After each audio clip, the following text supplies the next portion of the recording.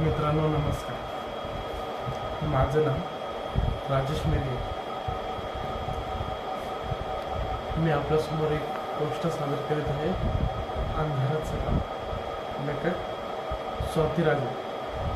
ही कहाणी दिव्याची, जादूच्या दिव्याची आणि राक्षसाची. मात्र ही कहाणी दिव्याच्या राक्षसाची नाही, ती दिव्यापासून लहान राहणारा अंधाराच्या राक्षसाची आणि त्याच्या वेळख्यातल्या अंधाराच्या गावाचे. एक होतं गाव, अंधारले. गावात राहणाऱ्या चिमुकल्या सावच्या आठवणीत तर होताच सारखा अंधाराचा. सावचं काय, सावच्या आजीच्या आणि आजीच्या सुद्धा आठवणीत होता फक्त अंधाराचा.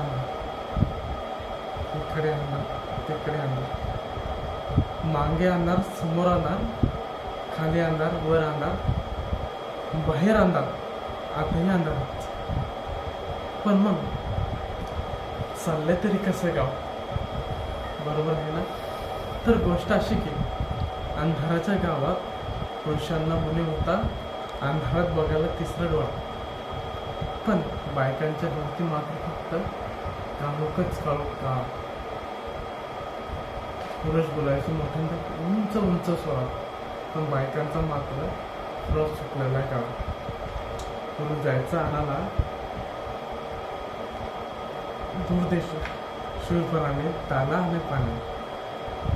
आणि घरात बायका गायच्या सुकल्या गळ्याने सुख आणि दुःखाची गाणं. गावातल्या सगळ्या घरामध्ये चिमुकली सावू सगळ्यात शहाणी.